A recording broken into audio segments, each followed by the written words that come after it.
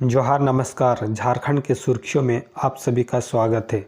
आइए चलते हैं आज की सुर्खियों की ओर। पायलट बनना चाहते हैं तो झारखंड के युवाओं के लिए सुनहरा अवसर, हेमंत सरकार उठाएगी पूरा खर्च। राज्य सरकार हर साल 30 पायलट तैयार करेगी। इसके लिए दुमका हवाई अड्डा में commercial pilot licence with multi engine rating and Airbus 320 time rating प्रशिक्षण अकादमी का गठन किया जाएगा। प्रवेश परीक्षा लेकर प्रशिक्षण अकादमी के लिए अभ्यर्थियों का चयन किया जाएगा। आरक्षण प्रक्रिया का पालन करते हुए 30 प्रशिक्षु पायलटों का चयन किया जाएगा। उनमें से 15 प्रशिक्षुओं को राज्य सरकार 100% छात्रवृत्ति देकर मुफ्त में पायलट बनाएगी। 2 चरणों में होने वाला प्रशिक्षण दुमका व नोएडा या गुड़गांव में होगा। एक बार दिए जाने वाले प्रशिक्षण पर 9.10 करोड़ रुपये खर्च किए जाएंगे। विज्ञान संकाय से 12वीं की परीक्षा पास करने वाले विद्यार्थी राज्य सरकार द्वारा आयोजित की जाने वाली प्रवेश परीक्षा में बैठने के योग्य होंगे। शुक्रवार को हुई कैबिनेट की बैठक में इस पर फैसला लिया गया। वित्त विभाग के प्रधान सचिव अजय कुमार सिंह ने बताया कि मंत्रिमंडल ने राज्य के विकास से संबंधित कुल 23 एजेंडों पर विचार के बाद स्वीकृति दी है। चोरों में नहीं है भगवान का भय, मंदिर से ले उड़े 1.5 लाख के गहने व मूर्ति भी गायब।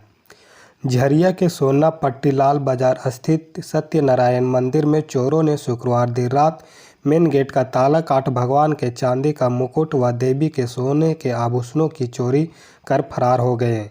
इस घटना से इलाके में हड़कंप मच गया है। मामले को लेकर मंदिर के पुजारी अशोक पांडे ने पुलिस से शिकायत की है। बताया जा रहा है कि चोरी किए गए जेवरात की कीमत लगभग 1.5 लाख रुपये बताया जाता है। सूचना मिलते ही पुलिस मौके पर पहुंचकर मामले की छानबीन में जुट गई। झरिया थाना प्रभारी संतोष कुमार सिंह सीसीटीवी कैमरे के फुटेज को खंगाला, लेकिन पुलिस को कोई सफलता नहीं मिला। पुजारी अशोक पांडे ने पुलिस को बताया कि शुक्रवार रात लगभग 10 बजे मंदिर का मेन गेट बंद करके चले गए थे। सुबह करीब 6 बजे पूजा करने के लिए मंदिर पहुंचा तो देखा कि दरवाजा का 2 ताला काटकर गिरा था। मंदिर के अंदर का ताला भी काटकर वहीं पे गिरा हुआ था। बिजली बिल देख चकरा जाएगा सिर, विभाग ने भेजा ऐसा हिसाब कि सदमे में पहुंचा परिवार। झारखंड विद्युत वितरण निगम लिमिटेड में कार्यपालक अभियंता, सहायक अभियंता से लेकर महाप्रबंधक तक भले ही कागजी रूप से जिम्मेदार हैं, लेकिन यदि संविदा पर काम करने वाले ऊर्जा मित्र को आप पर गुस्सा आ गया तो समझ लीजिए कि चक्कर में फंस गए। ऐसा एक लोग के साथ नहीं बल्कि जिले में हजारों लोगों के साथ हो रहा है। निजी कंपनी में संविदा के आधार पर काम करने वाले ऊर्जा मित्रों को बिजली बिल समय पर निकाल कर देना है, लेकिन किसी का भी बिल एक समय में नहीं निकलता। ऐसा ही कुछ चास के कुंवर सी कॉलोनी निवासी गीता रानी घोष के साथ हुआ। गीता रानी घोष के बंद पड़ी दुकान का 1 माह का बिल 1,54,587 आ गया है। अब गीता रानी घोष व उनके बेटे तापस घोष परेशान है। एक ही माह में बिजली विभाग ने बिजली का मीटर 23,000 यूनिट से अधिक दिखा दिया है। अब आवेदन देने पर सुधारने की बात हो रही है।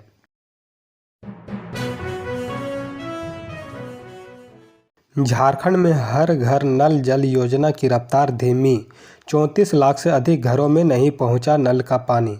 झारखंड में हर घर नल जल योजना की काफ़ी धीमी रफ्तार है। करीब 24 लाख घरों में नल का पानी नहीं पहुंचा है। मंत्री भी इसे स्वीकारते हैं और 2024 के अंत तक सभी के घरों में पानी पहुंचाने का वादा कर रहे हैं। झारखंड के लोगों को स्वच्छ पेयजल उपलब्ध कराना शुरू से ही एक बड़ी समस्या रही है। ऐसे में राज्य के लोगों के घरों तक पाइप से पानी पहुंचाने की योजना काफ़ी कारगर साबित होती। भारत सरकार ने स्वच्छ पेयजल उपलब्ध कराने के लिए राष्ट्रीय स्तर पर अपने फंड का उपयोग कर 2019 में हर घर नल जल योजना भी शुरू की है, लेकिन झारखंड में इस योजना की गति बहुत धीमी है। झारखंड में मरीजों से लूट, भर्ती मरीज को हर बार देखने का विजिटिंग चार्ज लेते हैं डॉक्टर, बनता है हजारों का बिल। राज्य के निजी और कॉरपोरेट अस्पताल सुपर स्पेशलिटी का तमगा लगाए हुए हैं। मरीजों की जेब खाली कराने के लिए तरह तरह के हथकंडे अपनाते हैं। इसमें मरीज से डॉक्टर के विजिटिंग चार्ज के नाम पर वसूली जाने वाली मोटी रकम भी शामिल है। शुरुआत में मरीज के परिजन को इस मद में वसूली गई रकम की हवा तक नहीं लगती। जब वे बारीकी से इलाज के बिल आकलन करते हैं तो पता चलता है कि भर्ती मरीज का हाल जानने के लिए आ रहे डॉक्टर ने रोजाना केवल 2 से 5 मिनट दिए, उसके लिए परिजन को हजारों रुपये भरने पड़ गए। मरीज के अस्पताल में भर्ती होने के बाद उसके बिल में हर छोटी सेवा के लिए पैसा जोड़ा जाता है। डॉक्टर का विजिटिंग चार्ज भी इसी सेवा में शामिल है। विजिटिंग चार्ज की रकम डॉक्टर के पद और वार्ड के हिसाब से तय की जाती है। अगर मरीज आईसीयू में है तो एक विजिट का 1400 से लेकर 1500 रुपये लिए जाते हैं। वहीं सामान्य वार्ड में 1000 से 1200 रुपये लिए जाते हैं। यह फीस सीनियर डॉक्टर की है। वहीं ड्यूटी डॉक्टर का विजिटिंग चार्ज 400 से लेकर 500 रुपये निर्धारित है।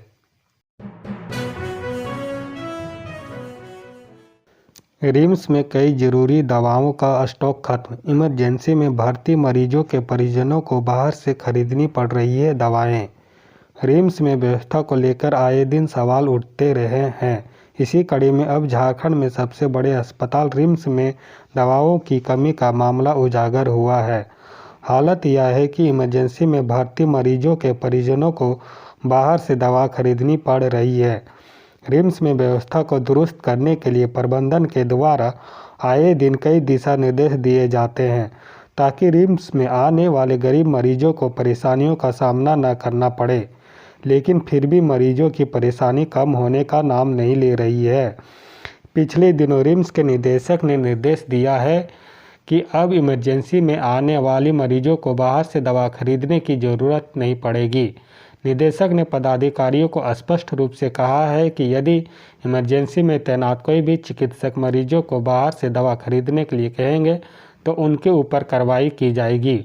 वहीं जारी किए गए निर्देश में यह भी कहा गया था कि यदि कोई आवश्यक दवा रिम्स के स्टोर में नहीं रहे तो उसके लिए सीएमओ और नर्सिंग स्टाफ से लिखित अनुमति के बाद ही मरीज बाहर से दवा खरीद सकते हैं।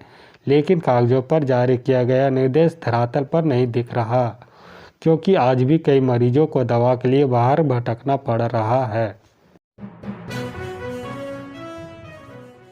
आदिवासियों को वनवासी कहकर उनका अपमान करती है भाजपा। छत्तीसगढ़ में राहुल गांधी ने पीएम मोदी पर बोला हमला।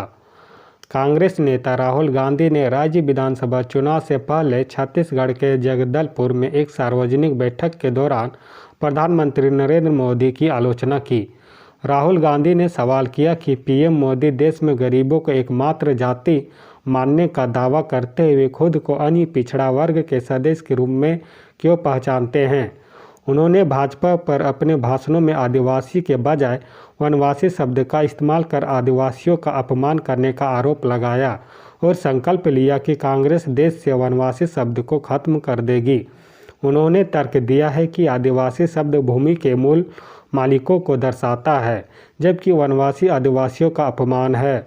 राहुल गांधी ने पीएम मोदी द्वारा ओबीसी शब्द के इस्तेमाल की भी आलोचना की और सवाल किया कि देश में विभिन्न जातियों और समुदायों की मौजूदगी को स्वीकार करते हुए समय वह ऐसी शब्दावली का इस्तेमाल क्यों करते हैं। उन्होंने भाजपा के नेतृत्व वाली सरकार पर हमला करते हुए आरोप लगाया कि वह कॉरपोरेट हितों के लिए किसानों और आदिवासियों से जमीन छीन लेती है, जिसका लाभ अंततः विदेशों में जाता है। राहुल गांधी ने दावा किया कि कांग्रेस किसानों, मजदूरों और आदिवासियों को वित्तीय सहायता देती है, जिससे उन्हें सीधा फायदा होता है।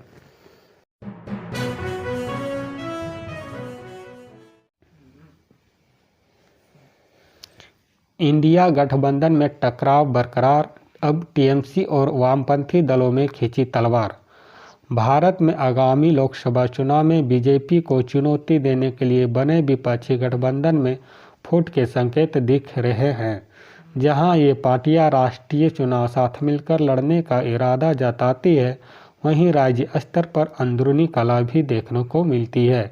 भारतीय कम्युनिस्ट पार्टी या सीपीआई के महासचिव सीताराम येचुरी ने स्पष्ट कर दिया है कि वह राष्ट्रीय स्तर पर विपक्षी दलों का समर्थन करते हैं, लेकिन पश्चिम बंगाल में वह तृणमूल कांग्रेस के साथ गठबंधन नहीं कर सकते। हावड़ा में सीपीआई पश्चिम बंगाल समिति की एक बैठक के बाद सीताराम येचुरी ने कहा कि उनका वर्तमान राजनीतिक और वैचारिक मिशन धर्मनिरपेक्ष और लोकतांत्रिक मूल्यों की रक्षा करना है और बेहतर भविष्य की निर्माण करना है। उन्होंने इस उद्देश्य के लिए सभी गैर भाजपा दलों को एकजुट होने की आवश्यकता पर बल दिया। टीएमसी के साथ संभावित गठबंधन के बारे में पूछे जाने पर येचुरी ने कहा कि टीएमसी भाजपा के विकल्प के रूप में काम नहीं कर सकती। उनकी प्राथमिक चिंता देश और उसके लोगों को कल्याण का है और उनका लक्ष्य राज्य और राष्ट्रीय दोनों स्तरों पर भाजपा को सत्ता से हटाना है। उन्होंने इस बात पर भी प्रकाश डाला कि टीएमसी ने पहले भाजपा के नेतृत्व वाले राष्ट्रीय जनतांत्रिक गठबंधन के साथ एक समझौता किया था।